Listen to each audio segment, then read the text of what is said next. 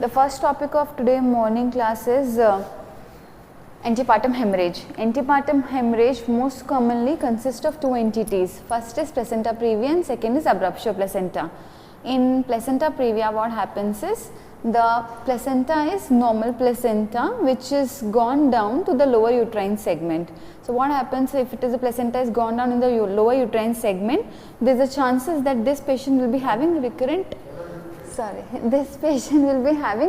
painless bleeding, and this bleeding will be there throughout the 9 months of this patient term. So now, and another entity is called abruptio placenta. In abruptio placenta, that placenta is normally situated. Okay, it's not situated in the lower uterine segment or any other place. It's normally situated placenta which gets detached due to some abnormalities or something happens in the woman's body or because of the fetus. Okay, so these are the two entities basically which we are going to talk about in APH. Okay, now as soon as the placenta, usually if it is a low-lying placenta in the initial start period, now that placenta goes, usually the theory is that is called as King's migration theory. In that King's migration theory, what happens is if the placenta is low-lying in the early trimesters of the pregnancy, there is almost 97% chances are there that this placenta is going to migrate upwards during the, and as the gestation advances, this placenta goes and migrates upwards. So at term, only 3% chances are there that that patient will be encountering still the same placenta previa. Okay, so otherwise we can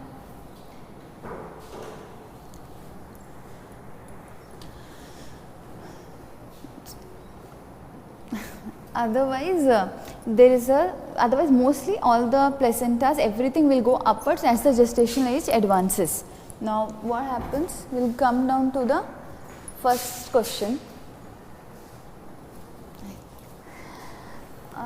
We're talking about APH, antepartum hemorrhage. This is the first question. Okay, now I was briefing about antepartum hemorrhage, placenta previa and abruptio placenta. I think you know about it last time also. We'll just do the MCQs and we'll see how is it.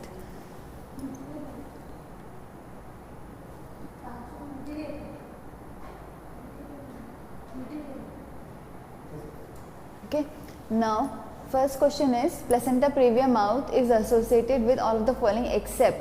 Now I don't know what is the meaning of mouth, okay, but then there is something, just get up, I can't. Okay, placenta previa is associated with all of the following except. Now tell me what placenta previa is. The placenta which was low lying situated. Okay, so now can you just tell me all the things? It's large placenta, previous C-section scar, primigravida, previous placenta previa. Okay, it means what is it this question is asking, what you can understand by this question is asking? That placenta previa mouth, though I have no clue what is it talking about. Okay, placenta previa is associated with all of the following except. It is asking like what are the things which when we encounter placenta previa or otherwise when we don't encounter.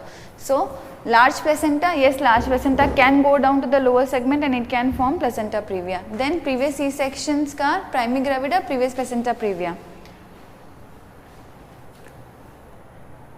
So the answer is primigravida. This is not a compulsion that every primigravida will encounter a placenta previa, right? So otherwise all this in previous placenta previa, this patient will have recurrent rate is again higher. So 10 to 15% chances are there that this pregnancies also will be, next pregnancies also will be complicated by placenta previa. Previous C-section scar is there, the placenta can get attached to the lower uterine segment where the previous C-section scar was there. Then large placenta, if the placenta is bigger placenta, that placenta will fall down on the internal os. So these are the chances. But primigravida, we cannot say, it can happen in primigravidas, but it is not a sure thing that placenta previa is going to happen in primigravida. Not all primigravidas do encounter placenta previa, right? So this is the wrong option in that. Understood, no? Now second question is, a pregnant woman at 34-week pregnancy comes with bleeding PV. BP is 80 by, suppose make it 50, okay. It means the patient is in hypotension, okay, and comes with bleeding PV 34-weeker. Now what we are supposed to do? Examination in OT and termination of the pregnancy, blood transfusion, observation, LACS. Now according to me, the answer should be, because the patient has completed 34 weeks are completed for her, and the bleeding PV, she is having severe hypertension, means hemodynamically unstable patient. I will not give her McAfee-Johnson regime, I will give her termination now. But this question, the answer is given as blood transfusion. What I can think is, first maybe they want to stabilize this patient and then they want to take the termination call. Okay, so the answer, if this answer is not there, according to me answer would be first A. Okay, but they have given this, means the logic explanation I am going to give it to you is blood transfusion, because the BP, she is having bleeding PV and BP is falling down. So first stabilize that patient and then we will take her for the elective LACS. Okay, now observation and LACS. LACS, first I want to examine under OT and then we will terminate accordingly. If the placenta is completely lone line or it is half separating or however it is the status, then according to me first option is the best answer. All of the following are the indications for the termination of pregnancy in APH patient except indication for termination. All are the indication, only one is not the indication. Tell me which can it be. In a APH patient, think about the question properly and then we can think. 37 week APH patient, yes, we will terminate. IUD, yes, we have to terminate. What are we going to achieve by that? Continuous bleeding PV, she is hemodynamically unstable. Transverse lie is more like, it's not an emergency for APH termination. For APH termination, transverse lie can happen in any of the thing. Okay, rest all the things are APH ka emergencies. Transverse lie is not an emergency, it's an obstetric complication. Okay, it's not related to the APH complication. That's why transverse lie is the option. But otherwise also transverse lie, if patient is having APH and transverse lie, that is an indication for emergency LACS, because transverse lie cannot be corrected, you have to take her for the emergency LACS. But they have told that termination of pregnancy, they have not spoken about LACS. Okay, termination of pregnancy can be with the normal vaginal mode or the elective LACS. If they would have spoken about elective LACS, then transverse lie would also have come in the options. Okay, understood. If they are talking about LACS, not the termination of pregnancy. Termination of pregnancy can be either way, vaginal or LACS. Okay, now if they would have spoken about LACS, then transverse lie is correct option. But here transverse lie is not fitting, because they are talking about mode of delivery. Can be both of the ways, because in APH also we can deliver that patient, if there is type 2A, we can deliver that patient normally. Yes.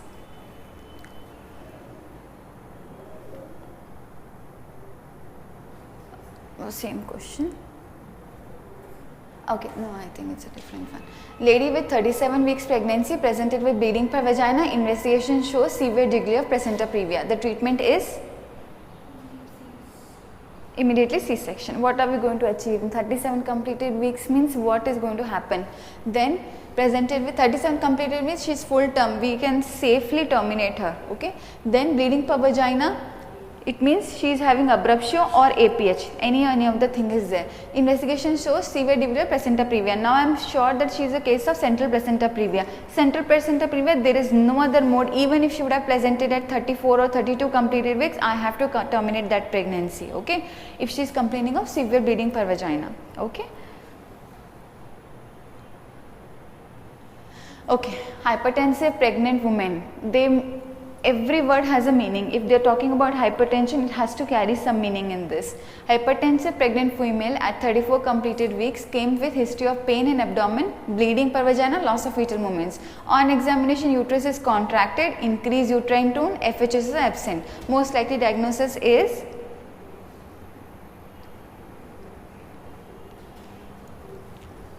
looks like placenta previa. Okay, we are talking about placenta previa all this while. I told you in the initial when I started the class, in placenta previa, in APH, when we are talking about antepartum hemorrhage, there are two entities which should come in our mind immediately. One is placenta previa, second is abruptio placenta. Okay, abruptio placenta usually happens when there is severe hypertensive crisis in the mother. Okay, that's why the blood vessels undergo spasm and then suddenly they relaxes, and that's why the hematoma formation occurs and the placenta gets detached. See, I told you last time also in the last class, this is the uterus. This is, I am talking about low lying placenta. This is the low lying placenta. This was the level of internal os, and this is my low lying placenta. Okay, this is a case of placenta previa. Okay, this placenta, abruptio placenta, the main specific feature is this placenta is normally situated. Okay, every normally situated placenta, suddenly if it is getting detached, that time it is called as abruptio placenta. Now abruptio placenta doesn't happen just like that. It has to have, there has to be some cause for that placenta to get detached. Now most common cause is when the patient is having hypertension. Hypertension, like in cases of severe PIH, eclampsia. These are the cases. This is the most common causes.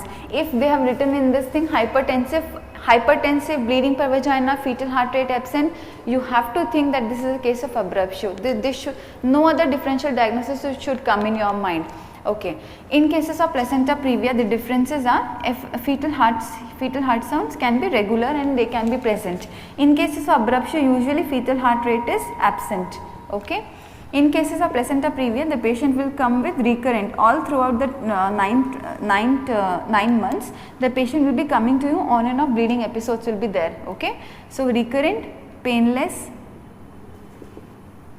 bleeding will be there in cases of placenta previa. Recurrent painless bleeding will be there.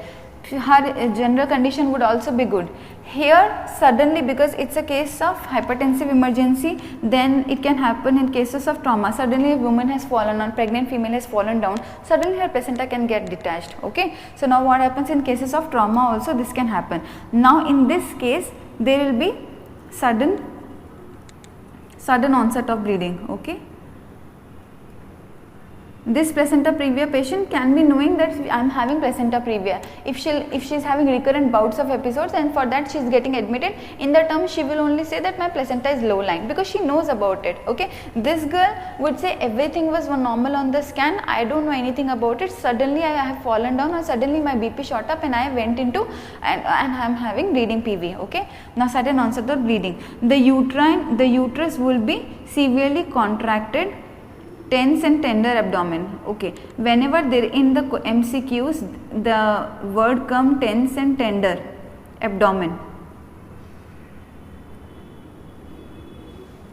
Tense, tender abdomen, FHS absent, bleeding PV, hypertensive female. If these words come in any MCQ, it means the diagnosis is going to be abruptio placenta. Okay. In this, the uterus will be soft, relaxed. It will be soft, relaxed. Okay, it has no activity. Okay, here the uterus is going to be tense and tender, and there has to be uterine activity in that, and because of this, now what happens is, I will tell you what is the mechanism. This is the normal situated placenta. Suddenly in cases of hypertensive crisis, what happens is the vessels, spiral vessels are there in the placenta, right? So this spiral in the uterus, this spiral arterios went into contraction. Because of these contractions, suddenly contraction and then sudden relaxation. Because of contraction, sudden relaxation, the hematoma, the rupture and hematoma is forming behind the placenta and the uterine wall. Now suddenly this hematoma can enlarge. Okay. At times it is called as concealed hematoma, and when it is relieved, concealed hematoma, we will not be able to make out that this patient is bleeding. Okay, because it's concealed. The hematoma is only situated behind the placenta and the uterus. The baby can be normal, everything would be normal. At the end, during the delivery process, when we take out the placenta, in the placenta there will be RP clots, retroplacental clots will be there. That's how we can know that this patient has undergone abruptio before. Okay. Now, at times what happens is, this hematoma grows bigger, sides spreads from all the sides, and the blood will leak down to the internal os, and that's how we can know that patient is bleeding. So, there can be, this is called as revealed abruptio placenta. Now what happens is, there can be entity called as concealed with revealed together. There has to be some amount of concealed hemorrhage plus revealed hemorrhage which will be coming out of the internal os. Now what happens is, so that's why I am telling you, these are the, here in abruptio placenta patient can be in shock, and then in placenta previa patient will be normal healthy. Okay, this pregnancy can be continued till term. this pregnancy we have to terminate emergency, otherwise baby is going to die. Because either FHS will be absent or there will be signs of fetal distress. If there is sign of fetal distress, immediate terminate the pregnancy. If FHS is absent anyways, baby is dead, we have to terminate this pregnancy, can't keep it for till term. Okay. So whatever is the period of gestation, we have to terminate this pregnancy. Now what is the diagnosis? Hypertensive came, then 34 completed week, pain abdomen, bleeding per vagina, loss of fetal movements. Okay, this history can be there in cases of placenta previa also, but hypertensive is one of my diagnoses. Now fetal increase uterine tone. Now this feature is not going to be present in cases of placenta previa. Okay, so my diagnosis would go to in favor of abruptio placenta.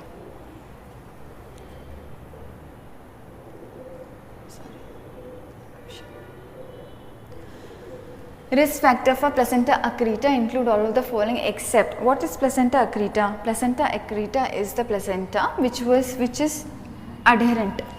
Okay, accreta, percreta, increta. These are the three terms when we talk about the placenta which is adherent. Okay, percreta means it has crossed the myometrium and then going out of in the serosal wall. Okay, so this placenta, what happens because of the complication of this placenta is this placenta cannot be detached. It will not be detached, and there will be always the remaining bit of placenta will be there, and then she will be going into PPH, postpartum hemorrhage. In order to save this patient, if she goes into severe postpartum hemorrhage, we have to do subtotal hysterectomy, obstetric hysterectomy in these patients. So this is very important entity. If we can diagnose it prior, it's better to diagnose it prior so that we can counsel this patient that you can encounter a bleeding episode, PPH after the delivery. Whatever mode of the delivery, either by C-section or by LSCS, bleeding cannot be controlled because this placenta is going to remain inside. Okay. Now, risk factors for placenta accreta include all of the following except, means they are talking about the risk factors for placenta accreta. Now, previous LSCS scar, can it be the risk factor for accreta? Yes, it can get attached to that and then it can get adherent to that. Previous curettage, can it be a possibility? Yes, it can be a possibility. Previous myomectomy, previous placenta previa. Now, tell me what you think the option can be. Very good. Previous placenta previa, there is no other thing. Previous myomectomy. See, all these things, previous placenta previa. See, I'll tell you why this is also can be one of the thing. Everything is a uterine complication. Placenta previa is placenta previa. The placenta was low lying. There was no uterine anomaly in this. All these things are uterine complications. So whenever we do any operation in the uterine cavity, there is a chances that we'll be getting adherent placenta. Can be in the next pregnancy. Okay, so this way also we can see that all these things are uterine manipulations are there in that. In this placenta previa, if they would have asked that what is if there is any recurrence in the next pregnancy, then yes, previous placenta previa has recurrence in the next pregnancy. Okay. Okay, all of the following are included in the expectant management of placenta previa except. Now, I told you in the last class the expectant management in placenta previa is done only to attain the fetal maturity only. It has nothing to do with the mother.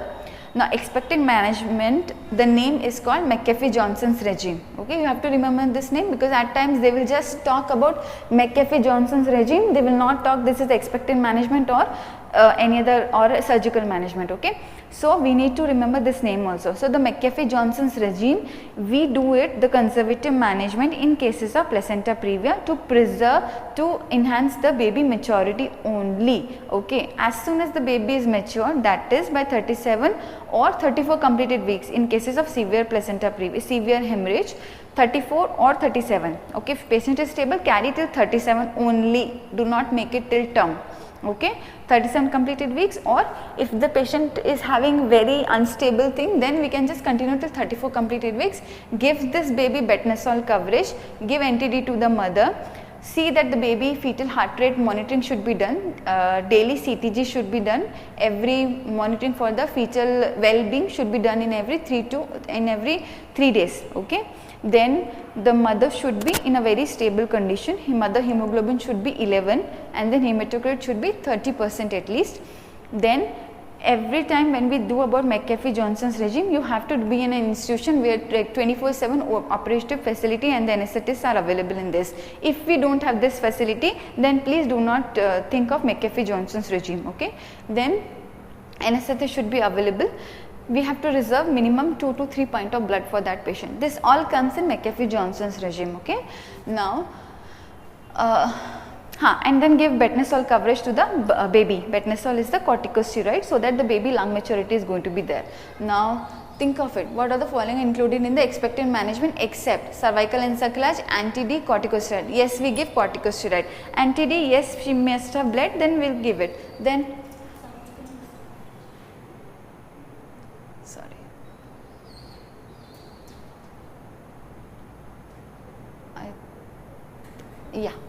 cervical encerclage should not be done.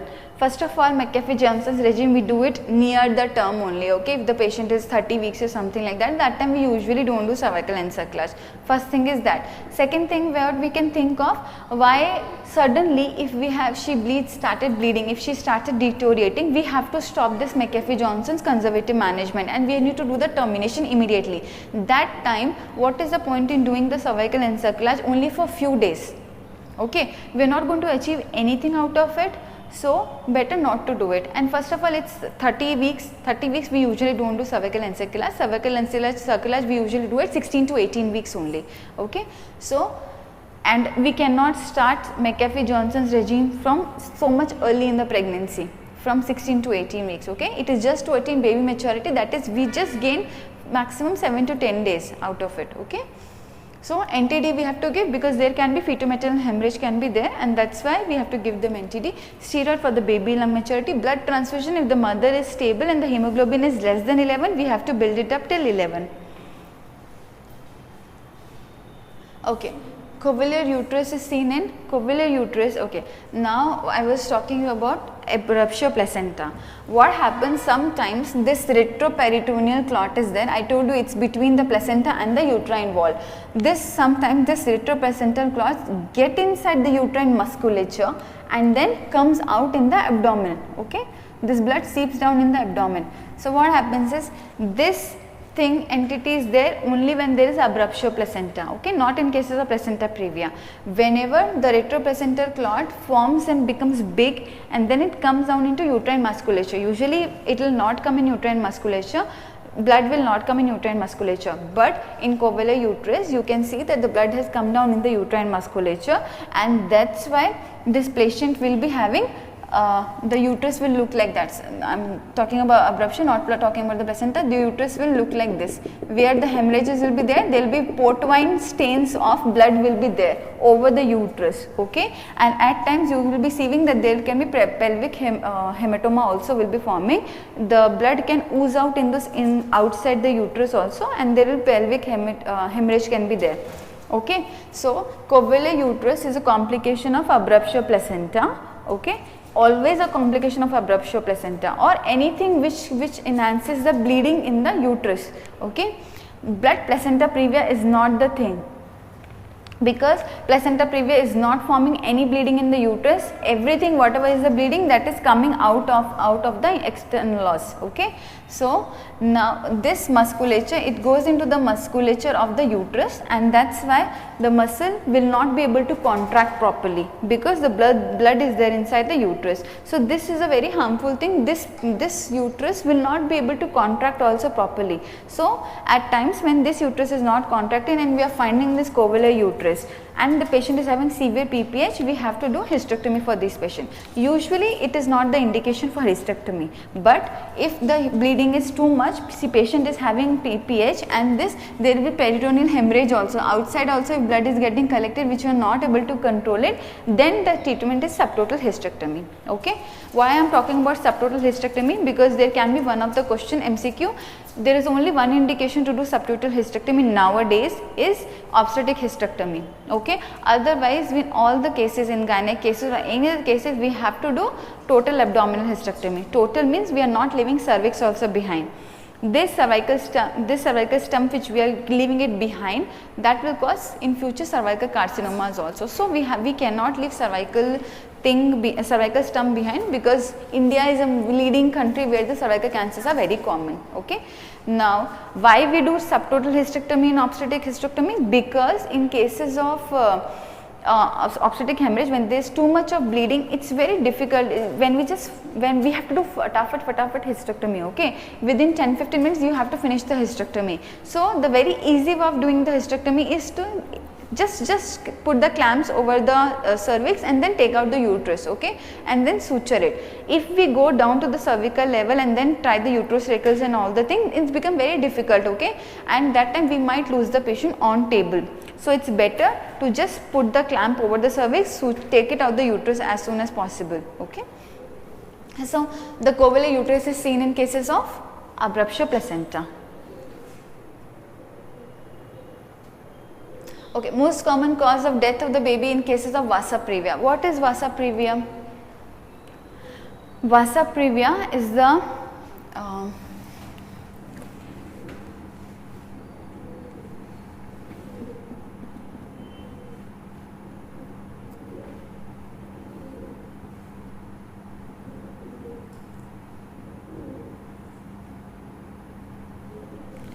okay, suppose this is the baby. It's connecting by the umbilical. This is the normally situated placenta. What happens at times, this usually the blood vessels will not traverse, will not come out of the placenta. At times in cases there are some placenta, that is filamentous placenta. In this what happens is the blood vessels carries in the membranes, okay. This blood vessels usually will be deeper inside, but in cases of filamentous placenta the blood vessels will be carrying in the membranes. So this is the placenta along with the membranes, the blood vessels is traversing through the membranes. Now what happens is it usually lies behind the below the baby, that is above the presenting part. Presenting part is this, suppose this is the cervix, it usually lies above the internal os and crosses the baby. Suppose this is a baby, so it crosses the baby below. Vasa Previa is blood vessels, Previa is before. Okay, Vasa Previa is blood vessels before. So the blood vessels are coming before the baby is coming out. Okay, means it is there at the level of internal os and the baby coming out. What happens during the time of delivery? Suppose if we allow this patient for the delivery, during the time of delivery, baby will come down. The internal os is open. So what happens? There will be rupture of these blood vessels. Now very important thing about Vasa Previa is the blood vessels which are ruptured, it's always of fetal origin, okay, always of fetal origin. So what happens if the blood vessels are always of fetal origin is immediately if the blood vessels rupture, there will be fetal exsanguination. Fetal exsanguination means that the baby will be completely drained out of the blood. Vasa Previa important feature is fetal exsanguination, okay. There will be sudden IUD at that moment only, and then in just within 5 to 7 minutes baby will die. The moment this Vasa Previa bleeding blood vessels will rupture, okay. Now what happens is in cases of Vasa Previa there is a history that this Vasa Previa can recur in the pregnancy, and once we diagnose Vasa Previa you have to terminate it before 36 or maybe more than that, 36 completed weeks or 37 completed, or before the patient goes into labor, okay. We cannot allow this patient to go into labor, okay, and then so we have to terminate this pregnancy before the patient goes into labor. If needed, you have to terminate it 36 completed weeks only, okay. Now most common cause of death of the baby in Vasa Previa is infection, maternal exsanguination, fetal exsanguination, both B and C. Fetal exsanguination, it's only and only fetal, it's only the fetal blood vessel which is getting torn, mother has nothing to do with it, okay. And I told you in the last class about the KB test and AP test. AP test is used for qualitative assessment of the fetal blood. It will just show whether the fetal blood is present or not, and then KB test is acid dilution test, that will tell about how much is the quantity was there for the fetal-maternal hemorrhage. Understood? Okay, identify the type of placenta previa depicted in the image. I don't know what all image they were talking about. The images are not given, but the answer is D, is I can just imagine, first of all, there is no category as placenta previa, fifth category is not there, it's only till 4. 4 is called as central placenta previa or the severe degree placenta previa. If they are talking about this image, the image should have been like this. Okay, if this is the level of internal os, the placenta would have been like this, central placenta previa, or type 5, whatever they would be telling. Type 1 would be just, this is the level of internal os. Type 1 would be just lying in the lower uterine segment, just at the touching the tip. Type 2 will be above the, it can lie at the margin of the internal os. Now what happens is, this placenta type 1A and type 2A, they can type 1 and type 2A. Okay, what happens in this, if the cervix is dilated, this placenta can go little upwards. Okay, from type 2B, okay, means type 2B posterior. The placenta is posteriorly situated and coming up to the margin. This placenta from type 2B to 4, every time we have to do LSCS only. Okay, there is nothing else we can do about it. We have to do LSCS for these patients. So that's what I'm telling you. In this, they must have given some placenta, something like that. This image would have been there.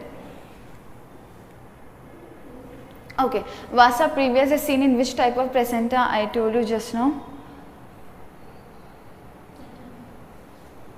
Vasa previa, filamentous placenta, means the blood vessels are running through the membranes. Okay, that is a filamentous placenta. Central placenta previa, no. Central placenta, what will happen? Nothing will happen. It's the maternal blood which will go, fetal blood will not go. In Vasa previa, always fetal blood is going to be there. That's why there is sudden IUDs. In placenta previa, I told you, baby can be recurrent painless bleeding, baby can be okay also in this condition. Okay, there will not be sudden IUDs in this. 34 weeks pregnancy with low lying placenta previa, floating head, hemoglobin 11. What should be the further line of management? Now tell me. With low lying placenta is there, floating head is there, hemoglobin 11, means patient is stable. Okay, now what should we do further?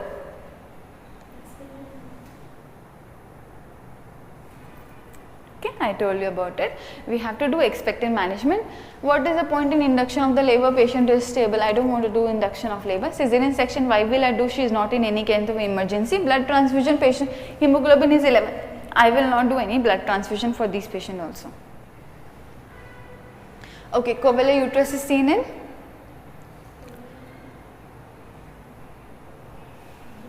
Abruptio. Couvelaire uterus is only when there is blood in the uterine musculature. So this usually happens in the cases of Abruptio placenta. You're getting confused in all the things, no? Okay, estimation of fetal hemoglobin is done by